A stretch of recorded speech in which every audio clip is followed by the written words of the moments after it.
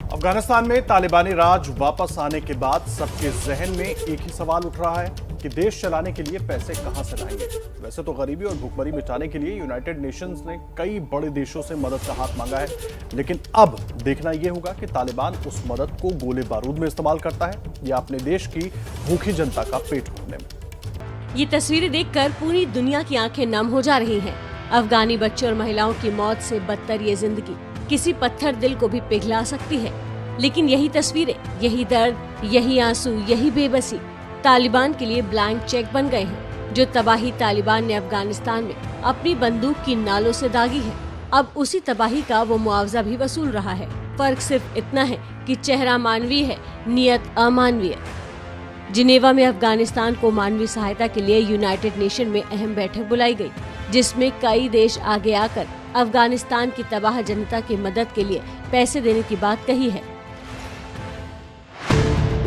America ने अफगानिस्तान को $64 million देने का ऐलान किया है।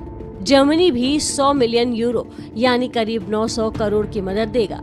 चीन ने पहले ही अफगानिस्तान को 228 करोड़ रुपए देने का ऐलान किया है। वहीं तालिबान सरकार को मान्यता नहीं देने वाले भारत ने एक बार फिर दोहराया है कि पड़ोसी होने के नाते अफगानिस्तान के विकास की चिंताओं पर उसकी पूरी नजर है। India is willing to stand by the Afghan people just as in the past. India is monitoring developments with understandable concern. The UNDP has recently assessed that there is an imminent threat of poverty levels rising from 72 to 97% in that country.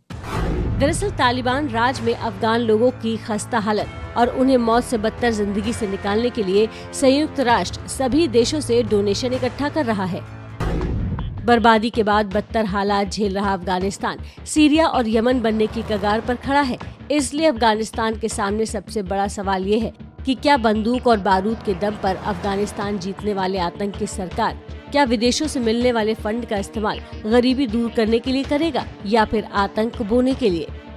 20 सालों में पहली बार तालिबान के हाथ में अफगानिस्तान की सत्ता तो आ गई, लेकिन देश चलाने के लिए पैसे नदारद है।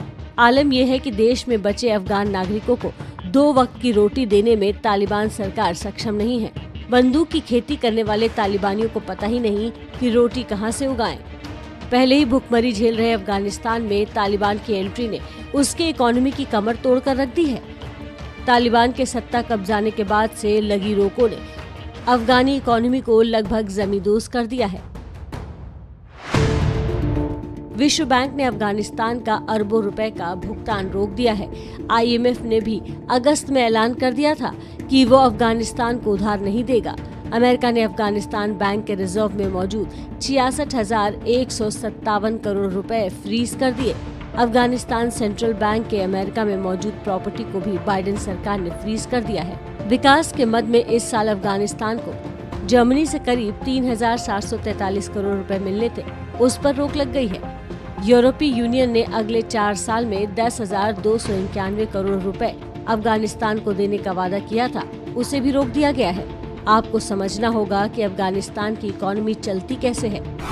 वर्ल्ड बैंक की 30 मार्च 2021 की रिपोर्ट के मुताबिक 2020 में अफगानिस्तान की GDP 19.8 बिलियन डॉलर थी।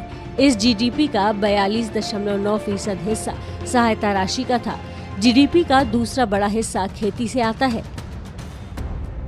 अब देखिए तालिबान राज में आतंक शास्त्री को कैसे अर्थशास्त्री बना दिया, और समझ लीजिए कि अफगानिस्तान की इकोनॉमी किस ओर जा रही है। आलिशान दफ्तर में मेज पर राइफल और लैपटॉप लेकर बैठे इस शख्स का नाम हाजी मोहम्मद इदरीस है और ये अफगानिस्तान के सेंट्रल बैंक का गवर्नर है। तालिबान की आर्थिक गतिविधियां संभालता है। अर्थशास्त्र से कुछ लेना देना नहीं है, पर फिर भी तालिबानियों ने इसके हाथ में एक तरह से देश की इकोनॉमी दे दी। गवर्नर का नाम हाजी मोहम्मद इदरीस है। तालिबान की लिस्ट में इदरीस सेंट्रल बैंक का गवर्नर है। तालिबान की आर्थिक गतिविधियों को संभालता था। मदरसे में कुछ साल पढ़ाई की है। अर्थशास्त्र से कोई लेना देना नहीं है।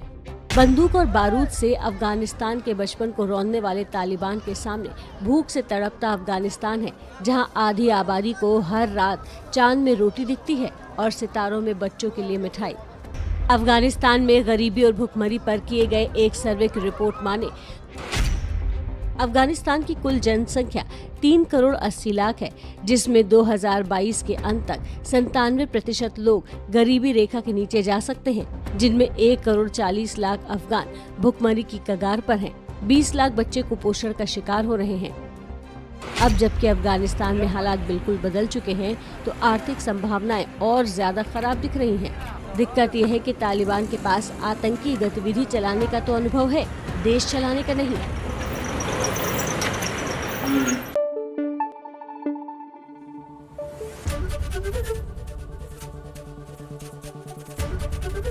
एबीपी न्यूज आपको रखे आगे।